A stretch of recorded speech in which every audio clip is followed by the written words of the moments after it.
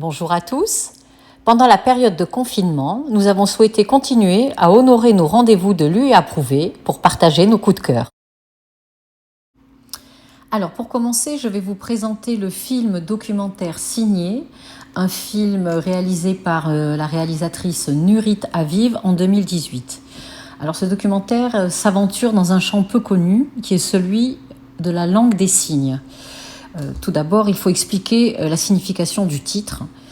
Souvent, le verbe signer est un verbe transitif, c'est-à-dire on signe un document, on y appose sa signature. Mais signer peut être aussi intransitif, c'est-à-dire parler en langue des signes.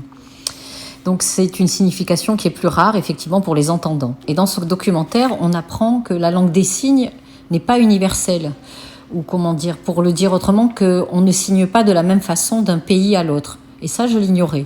Pourtant, quand on réfléchit un instant, l'évidence s'impose. La langue est le reflet d'une culture, d'un rapport au monde, et les malentendants comme les entendants entretiennent un rapport au monde différent selon le pays où ils ont grandi. Alors ce documentaire montre comment la langue des signes israélienne s'est construite au début du XXe siècle à partir d'apports allemands, marocains ou algériens. Et on y voit que chacune de ces langues a ses particularités qui impliquent non seulement les mains, parce que souvent on pense que le langage des signes implique uniquement les mains, mais en fait tout le corps est impliqué, le visage, le buste, c'est vraiment très important dans le langage des signes. Alors dans ce documentaire, on retrouve 3 générations de protagonistes. On y voit une grand-mère sourde avec ses filles et petites-filles entendantes qui communiquent en langue des signes. Une autre grand-mère et son petit-fils devenu interprète professionnel parler de leur parcours par rapport à la langue des signes. Il y a aussi un témoignage que j'ai trouvé assez révoltant sur l'apprentissage à l'oral. C'est-à-dire que les enfants sourds, lorsqu'ils parvenaient à oraliser, ils étaient récompensés d'un bonbon, un peu comme des animaux.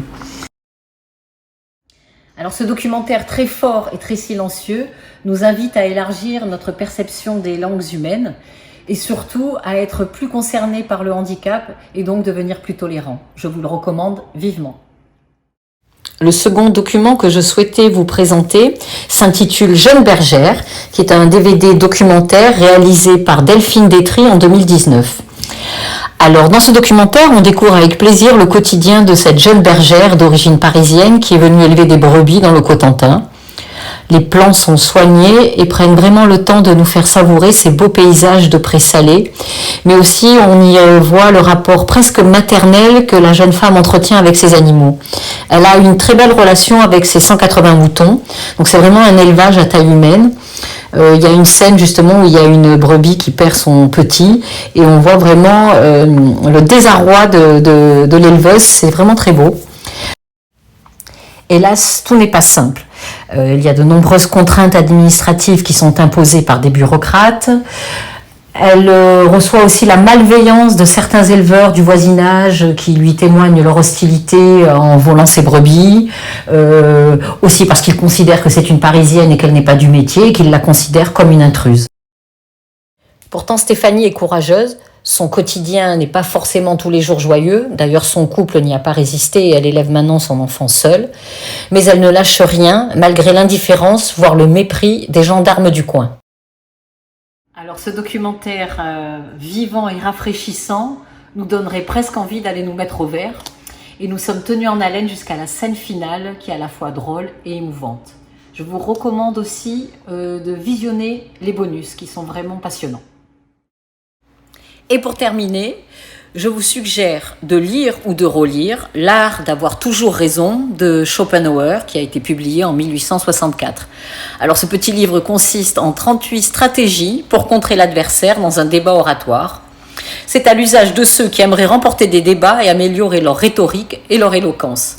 Il est rempli de stratagèmes amusants, appuyés d'exemples pour triompher d'un adversaire lors d'un débat. Schopenhauer, tout à sa philosophie pessimiste, avait déclaré posément dans cet opuscule que dans toute discussion, la vérité n'est pas le but à atteindre. L'objectif est d'avoir raison face à l'interlocuteur. Alors on pourrait intituler également L'art de la mauvaise foi. Pour les idéalistes, mieux vaut s'abstenir.